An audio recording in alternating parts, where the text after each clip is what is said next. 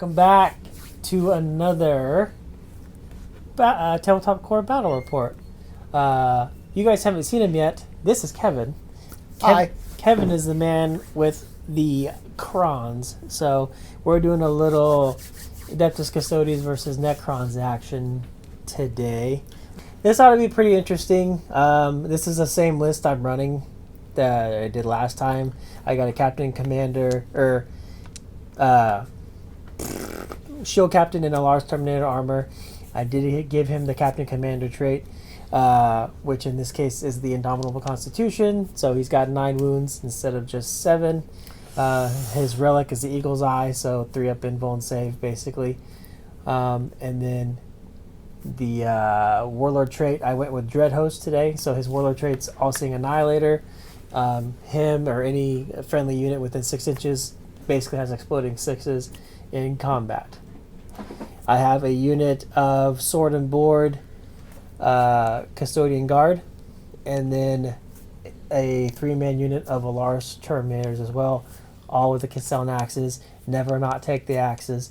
And then, of course, their grenade launchers. I should also mention the points changed a little bit. So the only one with a missing core unit is the Shield Captain this time around. But that's my whole army. 7 models. I have a lot more models than him.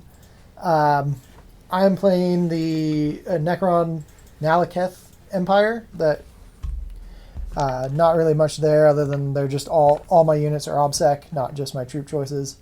I am running the Royal Warden here. He will have the Warlord trait of Immortal Pride. He does have a relic. It is the Infinity Mantle. It adds 1 to his armor saving throw and also gives him a Feel No Pain on a 6+. This one on a 5+ is actually only on mortal wounds. Other than that, it's a pretty basic list. I have 5 Immortals, 10 Warriors, 3 Sinopec Wraiths, and then 5 Scarab Swarms. Should be fun. I've run some of these models before. Not the Royal Warden. I've only ever really used the Overlord. So this is the first time using the Royal Warden, mainly for point costs. It brings him down and allows me to take things like the Scarab Swarms, which are 4 attacks and 4 wounds apiece, and it just seems really good to sit on an objective, and you have to just 20 wounds right there. Cool. It's kind of hard to take. What mission are we playing today, guys? We're playing Incisive Attack, which is sweep and clear. And Best then, rule ever. yeah, it is a good rule. Not so much for me because I don't really move all that much because I don't want to be in melee. He does. I guess my Wraiths and my Scarabs kind of want to be in melee because the Scarabs don't have any shooting. But other than that, it is 5 points for 1, 5 points for 2, and then 5 points for 3 or more on the primaries. As far as secondaries go, I took Raise the Banners, Domination, and Cut Off the Head. I always struggle with this. I never have any idea what to take. So, but you guys have probably seen me take this before anyway. So I did Engage in all fronts, Raise the Banners high, and While We Stand We Fight, which is my entire army is While We Stand While We Fight, yeah. Each unit. So I mean, we'll see what happens. That's a nice change for a whole unit now. Yeah. Custodes. Not just one model. So. I will say it's definitely hard for me to pick secondaries against you. You have literally 3 units, and there was nothing really good to take, which is why I had to take what I did. My guess is I probably will not get the Cut Off the Head points. I mean, we'll see. His Warlord is a lot tougher to kill than mine. Honestly, Cut Off the Head probably would have been a good choice for him because my Warlord is squishy. You trying to stay away from Josh, I think, this whole game. Pretty much. Yeah, I mean, that's... Keep him off objectives. Pretty much. Basically, I have a plan going into this, but we'll see what ends up happening. Cool. Who wants to describe the board real quick? Basically, it's 4 objective markers, one there, and then one in each of our deployment zones. The deployment zones are 10 inches up from each side there. And then basically there's a piece of obscuring terrain and two pieces of obscuring terrain in each of our deployment zones, and then the one here. These ones are all just ruins, and then we have a little downed plane there. Yeah. Obviously, it's not really anything, it's just an obstacle, but that's pretty much it. I think it's the whole board. Ready to roll off? So he goes first. Be doozing it. 6. That's going to be tough to beat. 5. I got a 5. I mean, with the new rules, I have no choice. I will go first, and we will be back. Well, no, we're just doing a summary report. We're just doing a summary. So. We'll come back and chat every once in a Yeah, while. we'll come back and maybe do a summary at the end of the turns. So Cool.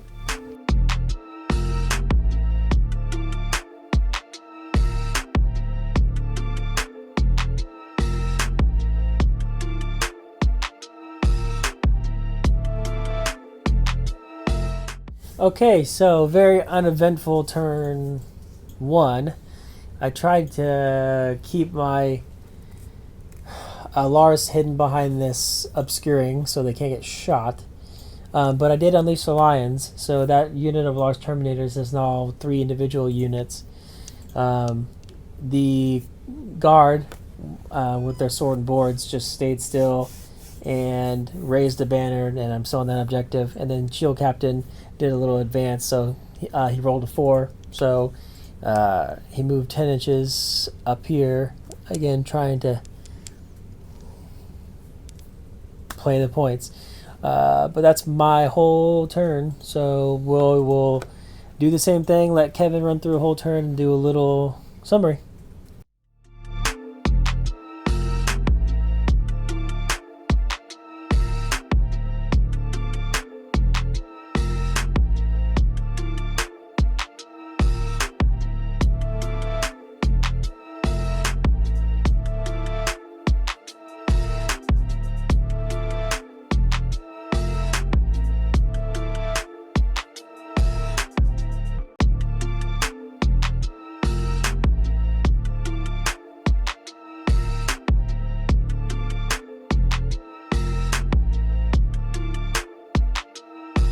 All right, here's what I ended up doing. I moved all my guys forward pretty much. My Royal Warden kind of stayed in the back just to get a little bit more field of view. He raised a banner.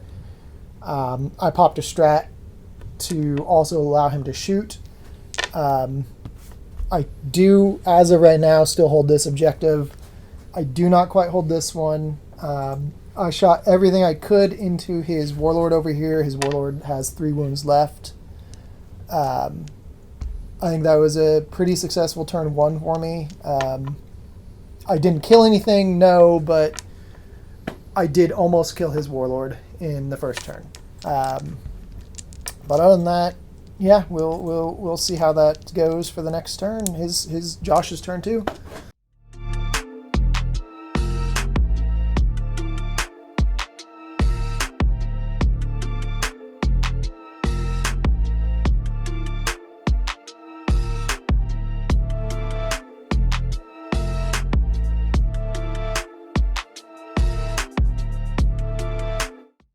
All right, end of my turn 2.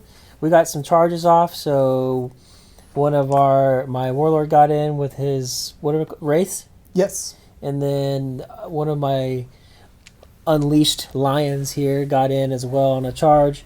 So between the shooting and fight phase, we're able to get rid of 2 of his Wraiths, and this last one has 1 wound left. The guard have moved off of there, again heading towards this way to help support. One of the other Unleashed Lions, he failed his charge, so he just sat there. And then the other one got over there on that objective against the Scarabs? Scarabs, yes. Against the Scarabs there, so we got rid of one of those between the shooting and fighting. So that's my whole turn. I'm getting engage points now. So between the primary and the engage points, I'm up to 8 victory points total. So that's the end of my turn 2. We shall be back for at the end of Kevin's turn 2.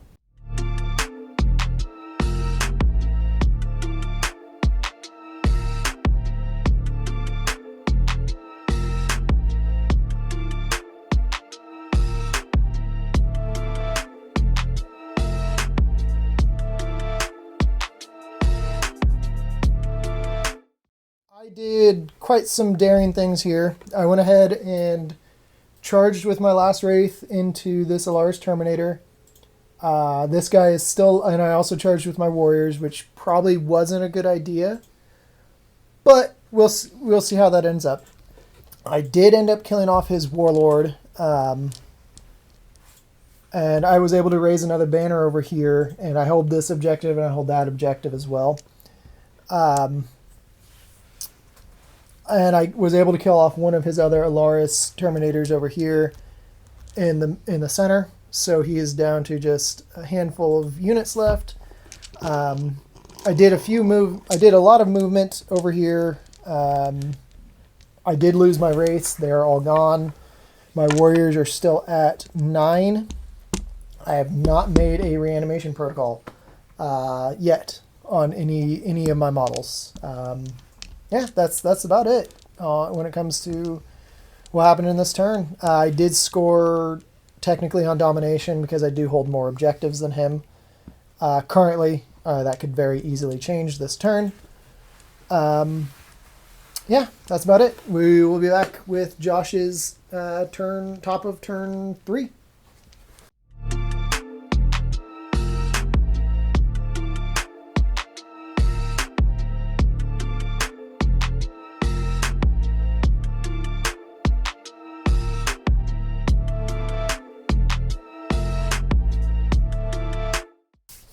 So end of my turn, what was that, 3? Turn 3, yes. I got my guard in here for a fight. They were able to kill one of his wardens. We got 3 more between the fighting. We got 3 more warriors gone. This Terminator still holding strong at full health. That one over there wiped off another Scarab, but he's down to 1 wound remaining. I think I'm, 14 points to Kevin's 24 so far, so not looking good for me.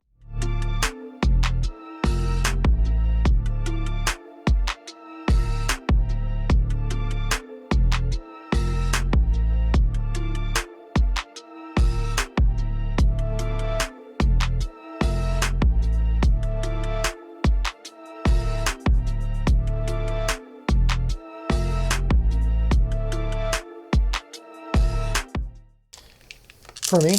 Yeah. So I did do a risky thing. I was able to kill off his last Alaris over here in shooting. I really wanted to kind of kill it off with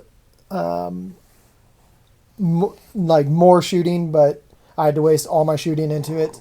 And then I charged this guy, his shield boys over here. Didn't do any damage to them in melee, which is kind of to be expected with my army. They don't really do anything in melee. At least these units, they have no melee attacks anyway. He did end up killing my Royal Warden. He is really squishy. He should have maybe stayed out of combat, but he also had quite a few attacks, which is why I went ahead and just shoved him in there. My Scarab, I have 1 left sitting over there. And yeah, that was the end of my turn. I still have 2 primaries. I still have 2 banners. That one is now contested until my Scarab either kills his last guy or, yeah, we'll see what happens in Josh's turn. So end of my turn 4. My sword and board guys are still at full strength. They did wipe out the warriors, and then that Alaris over there was finally able to get rid of that Scarab. Yeah. Still hanging on there with a thread. Kevin's still pretty significantly far ahead, but going into the end of my turn and the beginning of his turn 4, he's at 52 and I'm at 20, so I honestly don't think I'm going to win, but we were going to play it out anyways. Yep. So the end of turn 4, I had no movement to do. I had just 1 squad left and 1 guy left. He has 10 plus leadership. He cannot fail. He is still in melee with with his guys. My guess is he will die here when he shoots. And then he won't be able to move this unit, but he will be able to move that. So since this is the end of turn 4, it's still pretty likely that I win, even though he wipes my army completely off the board. But we will see. Here we are at the end of the game. I was able to clear out all the crons before Kevin's turn. However, he still does continue to score points because he had that banner back there and the objective with the being sweep and clear. End of game scoring. Kevin ended at 60 plus the 10 for painting, so that's 70. I ended at 48 plus 10 for painting, so 58. So he did win. I did make a pretty good comeback there, but you definitely did make a good comeback. I think I did the right thing by charging all my guys into here, forcing you to stay on this objective, and also forcing you from getting Erase the Banner. So that was actually a good thing for me to do. Yeah, I sacrificed my entire army to do that. And the other key thing was I bogged this guy down the entire game sitting over here with my scarabs. And my scarabs came very close to killing him. If I'm going to be truthful, I think the scarabs were probably my most efficient unit here because it kept that guy at bay the entire game. I would agree. Josh, what do you think was your best? I know what it is. Unleash the Lion. Honestly, I think this guy. Yeah. Because I couldn't do anything to them. I don't know. It was a weird one for me. Unleash the Lions worked. If I would have got that early charge off there, it would have been different. I wouldn't have been so bogged down here. Unleash the Lions is really good. It's so to be able to split 3 of those up. It lets you cover the board. Yeah, is really good. The problem is I got so bogged down because just the overwhelming amount of units on his end. Yes, I couldn't do anything about it. And this is just one build that I'm kind of looking at. I'm not sure how much I really like the Royal Warden. He seemed okay. I think for his point cost, it's good because it allows me to take other things where the Overlord is like 100 points. No, I would say that aura he has where people can fall back and shoot, shoot and charge. That was nasty. That's why I took him out before I took out anything else in combat because I couldn't have him escaping. He does have a good aura. He can't give it to himself, but he could give it to my Immortals, and I could have fallen back with everything. But honestly, I don't think I would have. I probably would have just left everything in there and left you just bogged down, knowing that I had sheer numbers on my side over here rather than you have a lot of attacks, sure, but I still had 3 models to my 4 Immortals and 10 and 5 Warriors. And also having everything that I have is OBSEC just helped me out, especially over there, because I just kept gaining points until it became contested, and then he finally got the primary when he finally took my guy off. So I think this is like the 3rd game we've had with Necrons. This is the 3rd game with Necrons. This is the first game I've won with Necrons. I think this Dynasty is much better than the others. This is a very good Dynasty because it gives everything OBSEC. Double.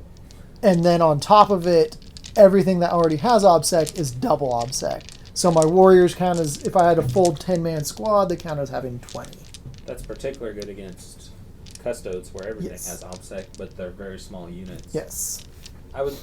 My observation is that out of the few games we've played, the Wraiths are by far the worst thing that have been brought to the board. I think even the Stalker thing against the Iron Hands was better than Wraiths.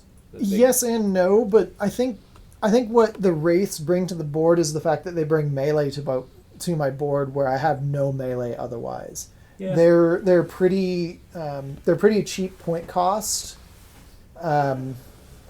I don't know if I'd actually be able to run the big walker guy in this build. Yeah, we're just looking for your 40 my blob optimal. For the next it's coming. I'll probably have more I'll have more warriors done up. The last time I did this, my warriors had the Gust Reaper, and I think that was a mistake. I think it should be, at least in this small game, it needs to be the Gust Flare just because it gives additional range. Yeah, you need a little more. I need a little bit more punch. Yeah. The Immortals look good. The Immortals did really well here. I played bigger games with the Immortals, and I've kind of been let down. I think the Immortals just need to be in bigger games. Just need to be warriors. They're just statted out so weird. They toughness 5, but shooting units at the same time. Like they're very weird. They're 3+ across the board and 5/5 and 1 wound 2 attacks though. Maybe if they got to like shoot in combat or something. That would be great, but they can't even shoot in combat. I'd like to talk about the Custodes, but there's really no more ways to build them in a combat patrol. At least. I mean, I finally got in the other day, last week I think. I got in after I ordered them 3 weeks ago with everything going on. They got here pretty quick, but I finally got in 2 Achilles Dreadnoughts. I need to get them put together, and I'll try and... Can you fit one in a patrol? Yeah, it's 164 points. It's cheaper than the Alar's Terminators, and they're like 200 something. So it's going to take me a lot of finagling to figure out where to put the rest of the points. But second character? Yeah, maybe a second character, or maybe a shield captain on a bike instead. Yeah, fast. This shield captain was a letdown today. He did not do good. I mean, I did target him right from the beginning of the game. He was a magnet. He survived. I couldn't decide if I should hide him or not. I should have probably hid him at least for 1 turn. That way he didn't get the 10 points there. But 9 wounds for a guy walking around. That's a lot. Compared to my Royal Warden who only had 4. Right. Cool. Anything else you guys want to talk about? I have liked this build. I do kind of agree about the race. The nice thing that they do bring to the table is they can move, they can advance, charge, and fall back in the same turn. Yeah. So I mean that is actually something nice because then it allowed them to shoot as well. That is a really nasty trick. They just become an instant target though. That's what has happened with these, and playing other games is you kind of want those instant targets where they just get wiped off the board so some of your other stuff can do their magic. I kind of just want to take 1,000,000 scarabs and be like, here you go, guys. Again, I could if I would have to at least have 1 troop choice. Yeah, definitely, for sure. But what I could do is take, because they're 130 points, I could take almost all warriors. Yep. 10-man squads, almost all warriors. Just forward it up. That's going to happen at some point. We'll roll into some bigger games, hopefully, pretty soon. So, want to give us the old outro there, Josh? Thank you guys again to everyone who's liked, subscribed to our videos, and watched our videos, and left comments. We try to interact with everybody we can in the comments. We really do appreciate it. Again, we are working on our 100 subscriber special, so you should see that hopefully within the next couple of weeks. Again, it'll either be a 1,000-point or 2,000-point game. We haven't decided quite just yet of what it's going to be. But I think, and it's been nice to have Kevin on here actually. I know it was kind of a summary game, but it is a little bit more interaction than we usually do in these. So yep. Other than that, Kevin has some Death Guard that he will eventually get put together. I am picking up Death Guard. I have the Combat Patrol ordered from our local game store. He's going to get that for me. That comes with a good deal of product in there. I have the book ordered. So yeah, eventually I'll have some Death Guard. Which are extremely nasty. Yes, they are. And the fact that the first box set for a Death Guard is a complete Combat Patrol, that is beautiful. Yeah. I think he comes with Typhus in the Combat Patrol. So I mean, I have a pretty good character and Warlord just straight off the bat. It will take me a little while to get all that stuff put together and painted. I mean, it is winter in Kansas. It's kind of hard to do a little bit of priming. I can't do that inside. Everybody's got an airbrush. He'll be fine. But other than that, again, guys, thank you so much. Please, if you like this video, hit that like button, smash that subscribe button, and then we will catch you in the next one. Bye-bye. bye-bye.